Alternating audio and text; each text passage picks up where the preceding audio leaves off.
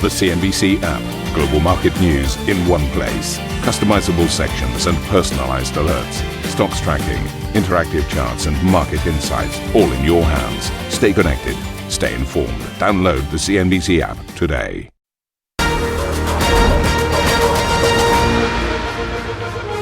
Welcome to Squawk Box. I'm Karen Cho with Steve Sedgwick, and these are your headlines. Germany takes its foot off the debt brake as the Bundestag agrees on a fiscal bazooka of infrastructure and defence spending. Chancellor-in-waiting Friedrich Merz calls it a first move towards a new European defence structure. This decision that we are taking today on defence readiness, in a comprehensive sense for our country, can therefore be nothing less than the first major step towards a new European defence community. Russian President Vladimir Putin agrees to cease attacks on Ukrainian energy infrastructure as US hopes for a full truce are watered down. Ukraine's President Zelenskyy remains sceptical. We will support any proposals that lead to a sustainable, just peace. But for this, we must understand what is at stake. There are two sides in this war, Russia and Ukraine. Trying to negotiate without Ukraine, in my view, will not be productive. The Super Bowl of AI. Nvidia CEO Jensen Huang unveiling the company's next generation super chips as he tries to position the business in the AI race. And the Bank of Japan keeping rates unchanged, signaling growing unease over the potential impact of Trump trade policies, with the Fed decision up next today.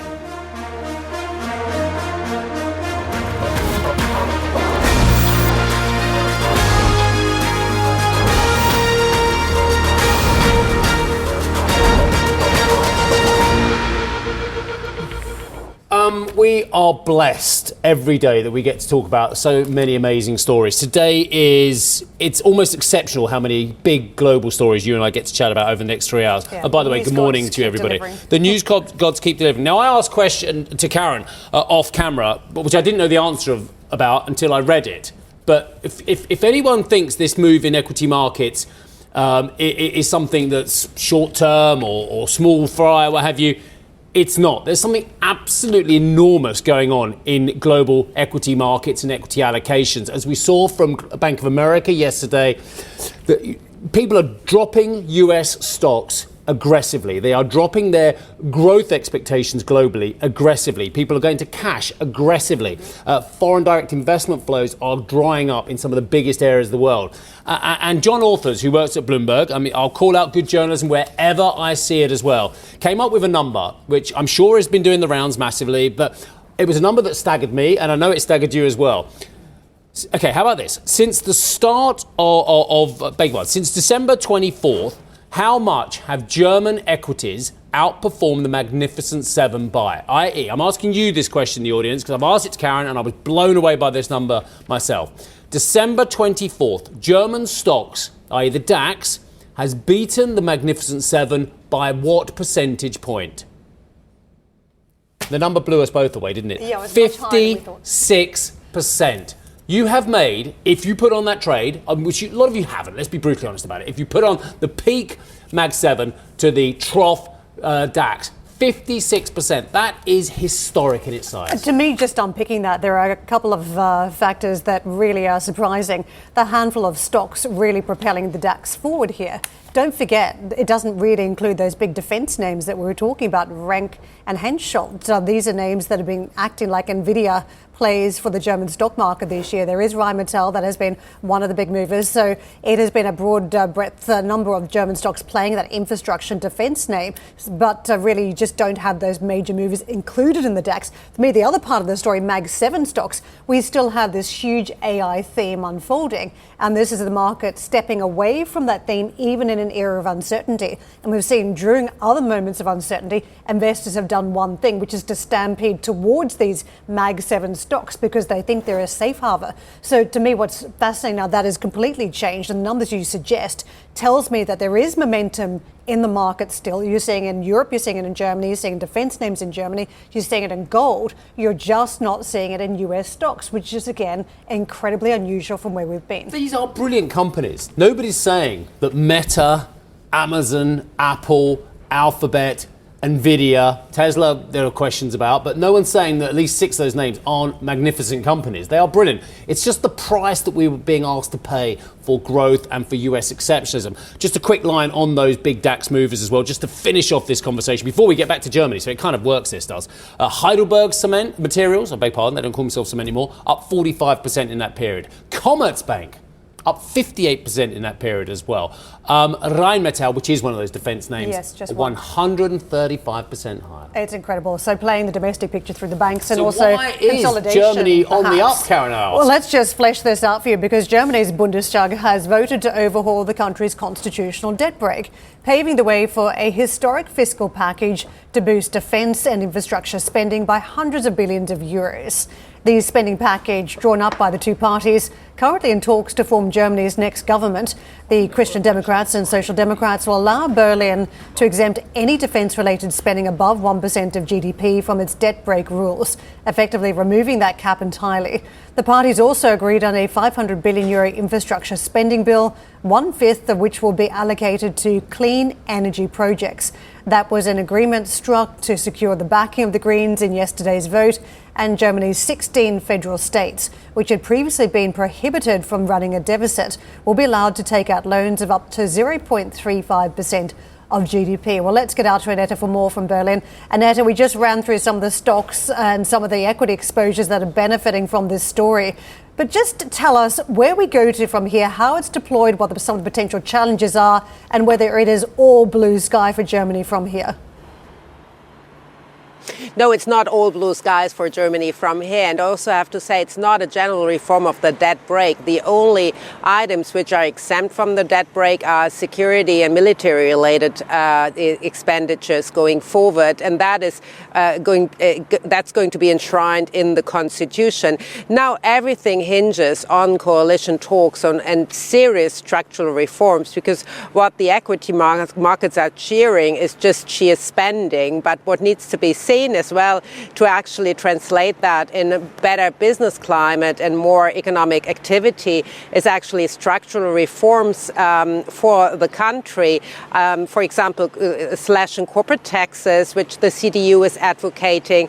Then, of course, we have too high social spending that needs to be reduced, and that's also on the target list of the CDU. And, of course, the SPD doesn't really agree to that completely. So everything hinges actually on coalition talks, what that government will actually make out of that gigantic investment volume, especially when it comes to the infrastructure bill. But having said that, yesterday it was an historic vote, as you were pointing out. Never before have we seen such a sea change in fiscal policy in the country here. And perhaps we listen in of what the two masterminds, in a way, the head of the CDU and the SPD, had to say about it. This decision that we are taking today on defence readiness, in a comprehensive sense for our country, can therefore be nothing less than the first major step towards a new European defence community. A defence community that also includes countries that are not members of the European Union, but which are very much interested in building this common European defence together with us, such as countries like Great Britain and Norway. This is precisely where we stand today with the decision we want to take. Germany has a leadership role to play here, and I think we should be prepared to fulfil this leadership responsibility. This amendment to the Basic Law is the right thing to do today. It's important and sends a clear signal. We will do everything we can to maintain peace in Europe. I've spoken to military experts and as well as CEO of a military company, or defense company, I should say. And he was telling me yesterday that it will take 1.5 to 2 years, actually, until this huge pile of possibility of debt will actually translate as well in the order book of those companies, because everything depends on how the money will be deployed. And here, this is crucial. It needs to be a reform of that system, because it's very old and very slow. So it remains to be seen how they are actually going to cut down on that bureaucratic angle. But for now, everybody's quite happy about Germany, I think, kind of retaking sort of a leadership role as well when it comes to defense spending and as well possibly also in Europe. So take a listen of what European peers Macron and also Ursula von der Leyen had to say about the historic vote. Congratulations on the historic vote in the Bundestag. That is good news for Germany and good news for Europe. It's good news as it will allow to do more for defence investment, and we need that. The choice is none. Europe is ready to step up. We are ready to take control of the change that is inevitable. Because we cannot afford to be pushed around by history. This is what Germany is deciding on today. And these decisions are both historic and necessary. So for a credible implementation of all the money which is deployed here in Germany, but probably as well elsewhere, what needs to be seen is a common defense strategy, also a common order system, so that we don't have like every country a different defense system in place. So it's still a lot to do, but the first step has been taken. And I guess the message from Germany is back, and that's what the equity markets are already playing as a story, as you were pointing out. A huge outperformance on the equity side, and from the political front, Friedrich Merz wants to be seen as the Chancellor who brings Germany back as a powerhouse in Europe. Yeah, do you know what I'm really excited about? And thank you very much indeed for that, Annette. I'm really excited about the fact that Europe looks like it's gone from the talking about the problem phase to actually into the delivery phase. As the great Winston Churchill said, is it the end of the beginning or the beginning of the end? I think it's one or the other. Let's have a look at those DAX numbers that we've been talking about as well. Big numbers up. Rheinmetall, 135% higher. Commerzbank, Heidelberg Materials, Deutsche, all rallying hard. The defence and industrial names, Karen was talking about the likes of Hensoldt as well, 127% higher. Renk Group, 163% higher. And I've got to say, for all my American friends out there, and you are my friends out there as well, there is a big conversation going on in Europe at the moment of can we trust our defence to Lockheed Martin? Can we trust it to other US companies that have control over the software? That is a question being asked. I'm sure it's being asked in Brussels as well. Guntram Wolf is a senior fellow at Bruegel. Guntram, I think this is a magnificent stage to be in the news business and to be in the analysis business like you as well. Is Europe finally doing something it hasn't done for ages, which is stop talking about the problem and actually dealing with the problem? I would say the answer is yes. Yesterday's decision to change the debt brake, which still has to go through the second chamber, is a big, big step because it ends self-inflicted restraint of Germany in terms of using fiscal policy for infrastructure investment, but also using it for military expenditures. What is missing at the moment, and that's where I think the future chancellor was quite clear, is actually the European lack of it. So there's a big German investment push, a big German push into security.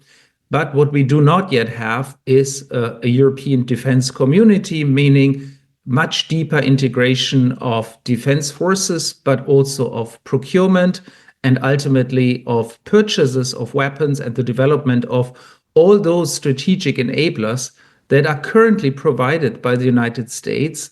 And where European policymakers all across the continent are basically saying, well, we can't really be dependent on those enablers from the US because we can't trust the United States, unfortunately, anymore. Guntram. And this isn't just about a 4-year period on policy as well. If you make defence and procurement initiatives, you're talking about over the medium to long term. We know how long the military equipment has to last as well. But for me, the big change is not actually that Russia's the big bad guy here. We kind of knew that. Anyone had their eyes open way before 2014 could see what Putin was up to as well. But actually, the big change is our relationship with the United States as well. There must be people in the United States who are terrified, but they won't say anything to the president, terrified about what this means for their sales of equipment, whether it be industrial, whether it be defence, whatever it may well be, to Europe going forward. Yes, absolutely. I mean, I don't think we are about to start a protectionist wave in Europe across all different kinds of products. But I do think that for highly security sensitive products, including fifth generation fighter jets such as the F-35, we really have a very live discussion here whether it still makes sense to buy these kind of weapons where the control is really ultimately in the hands of the US government because they can control the software and ultimately can switch off these kind of sophisticated weaponry. So I think there will be a big change here, and the thing we have to figure out in Europe is how quickly can we develop new weapon systems, new modern weapon systems, and how quickly can they be used. The last 20, 30 years were characterized by very long development cycles for top-notch weapons. I think that's going to change. And the reason why I'm quite optimistic that we are actually going to accelerate the speed of development of new weapons and production of new weapons is actually historical experience. Whenever there were warlike situations and countries had to massively step up basically production of war products goes up very, very fast. Within a few years, you really have a massive industry that produces really a lot. So I totally understand why weapon stocks have shot through the roof in the last couple of weeks. Guntram, can I just test the narrative as to whether Europe does need to go it alone when it comes to defence? Because at this point, in the early days of the Trump administration, Trump is taking issue with absolutely everything. And we know that that was what he planned to do from the start, whether it was from trade to defence, security. But if the narrative then changes as the administration settles down and the tone changes, does that mean we need to rethink some of the stepped up commitments here? Because if the US is still going to remain a friend to Western allies, a friend to Europe, is there the same necessity to speed in one direction? Well, listen, I do think that we all really want to work with the United States. We've been doing quite well in a strong transatlantic partnership, and we do want to preserve that transatlantic partnership. So if the US sort of becomes, I guess, a more reliable partner again, at that moment, I'm sure many Europeans will say, okay, let's reestablish a good relation. At the same time, I have to say, once trust is broken and the way the negotiations over Ukraine, for example, happen, is really a major break of trust. Once that trust is broken, it's very difficult to get it back on such a sensitive thing as the security of your country, the security of your children. So I do think actually that in the field of security, it's quite irreversible what we are seeing. I would love to chat this for the next 3 hours. Guntram, please come and join us again. We have to leave it there. Time has beaten us. Really good to get your views. Thank you, sir. Guntram Wolf, who is a senior fellow over at Bruegel. Russian President Vladimir Putin has agreed to an immediate end to attacks on energy infrastructure in Ukraine, following a phone call with the US President Donald Trump. But he stopped short of backing the full truce that Trump had originally pitched. The White House said talks on a maritime ceasefire, as well as a full ceasefire and eventual permanent peace, would begin immediately in the Middle East, with Trump saying there was an understanding between the leaders. They were working towards the end of the war. The US president hailed his conversation with the Russian leader on Fox News. Russia has the advantage, as you know. They have encircled about 2,500 soldiers. They are nicely encircled, and that's not good. And we want to get it over with. Look, we're doing this. There are no Americans involved. There could be if you end up in World War III over this, which is so ridiculous. But, you know, strange things happen. And I think we had a great call. It lasted almost 2 hours.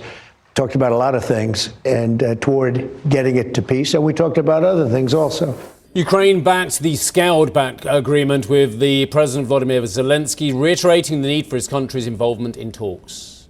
We will support any proposals that lead to a sustainable, just peace. But for this, we must understand what is at stake. What are the details? And I hope to God that we know all these details so that the partners talk to us. Because there are two sides in this war, Russia and Ukraine.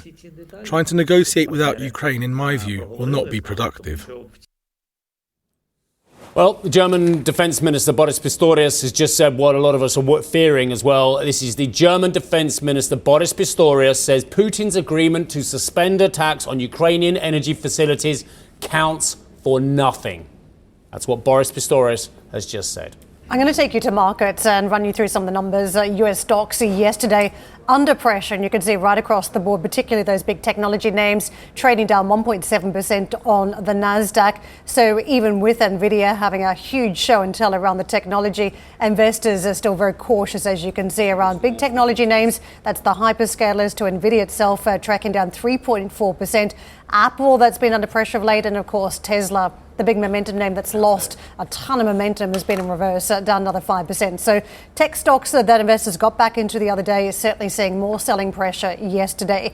In terms of what we saw from the treasuries, this is the state of play, the 2-year, as we count down to the Fed decision later on today. I mean, Jensen Huang had a go at it yesterday in terms of putting a prop under tech stocks. Let's see whether Jay Powell makes any difference today. And as we take a look at that 2-year, we're perched just above the 4% handle. The 10-year, where we've seen some steepening, we're 4.29%. That's where we're perched. The dollar in that context this morning, the early trade is a softer one for sterling and euro, both pulling back versus the greenback. In fact, dollar is stronger too versus the Japanese yen, where the focus is on the BOJ. And it does feel as though the BOJ has rolled over in the context of conflict internationally, uncertainty, and holding back on further increases. So more to come later on today. But as a result of some of the policy action, you can see yen is on the back foot.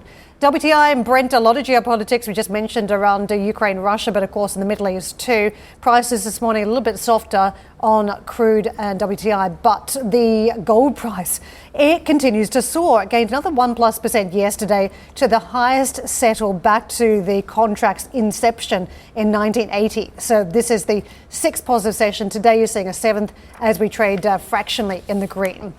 To the Asian boards, strong sessions is what we've seen of late around the technology news. But today, some of the red ink also catching up with the region, pulling back slightly, very modest ranges to the downside. Coming up on the show, Nvidia unveils a slew of new AI chips at its annual conference. We'll get the details next. Plus, the Bank of Japan keeping rates on hold whilst the Fed gears up for its monetary policy decision today. We'll bring you all the latest central bank action this hour. And we're going to talk more about European banking with the CEO of Banco Sabadell. Don't miss our exclusive interview, 7:15 GMT.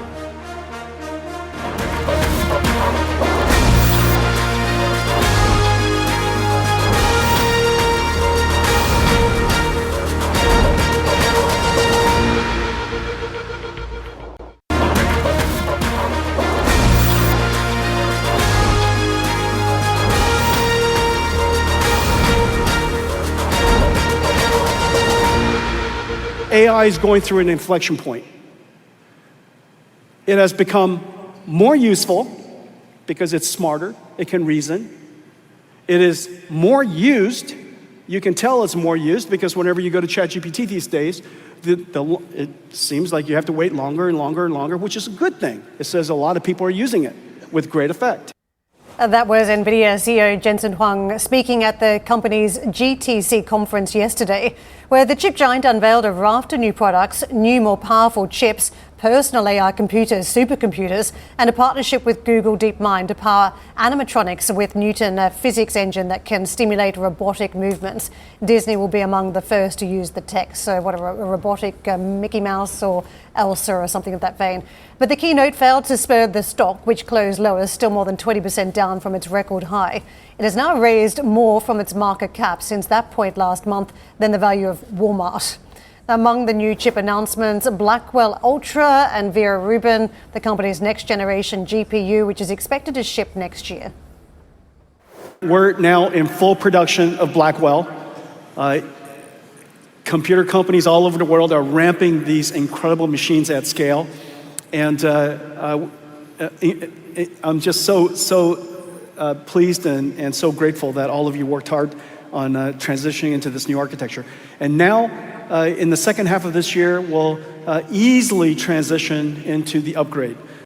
Arjun joins us now. He was plugged into the announcement. Arjun, I thought there was a lot in the news flow around the new chips coming pretty much every year. That's the time scale. A new supercomputer on the desktop, when we've been told we don't need supercomputers, we can just plug into what the hyperscalers have done, but this is for those at the very edge, creating a very innovative technology. And of course, energy-saving tech, which is huge as we talk about all the energy needs. So what did we see in terms of a miss here for the market?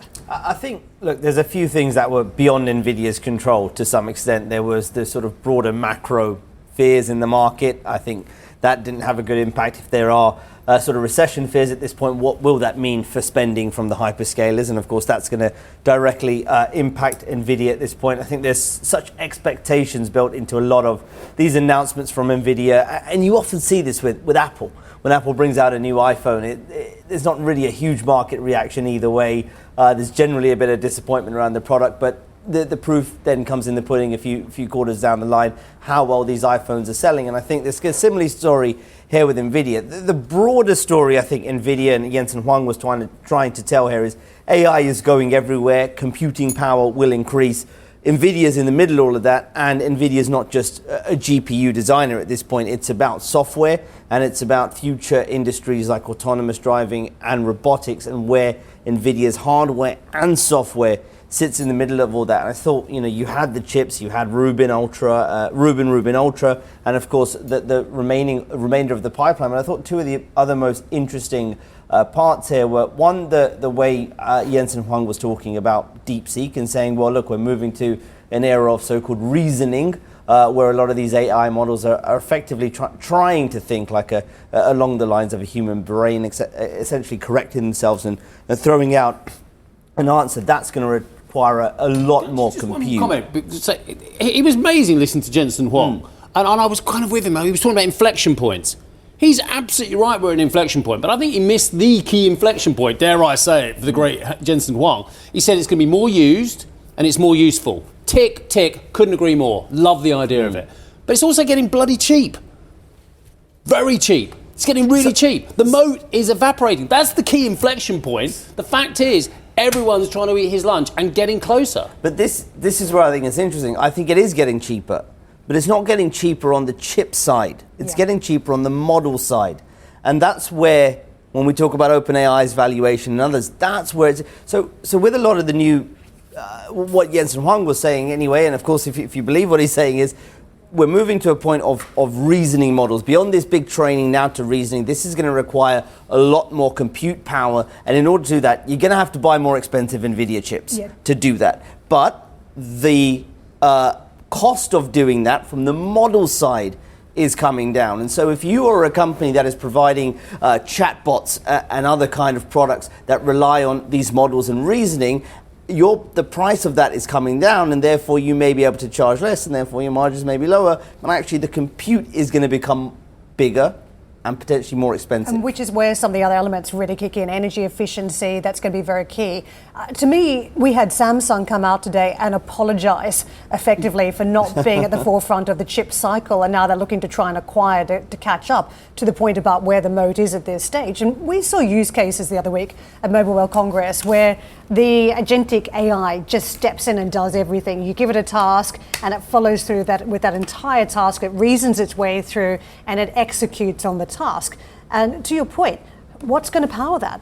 It's going to be an Nvidia chip. That's going to be a chip from a rival if it's good enough, but the demand is going to be there. And we're seeing that these big complex tasks take a lot of the load off business, driving productivity. So there is a use case and there's a merit for it, right? Yeah, there certainly is. I think if these sort of chatbots and agents get better, and we've seen sort of early stage examples of that so far, the computing power required for that, in theory, will go up. And that's where Nvidia is trying to position itself. But I thought one of the most significant announcements, actually, beyond the GPUs themselves, was a product Nvidia unveiled called Dynamo, this open source software, which it says is able to optimize these inferencing models. So it's again on Nvidia chips. So it's again tying together what Nvidia is doing on the GPU front, together with the software side of the equation, to say, hey, we're not just doing the hardware at this point. It is a software.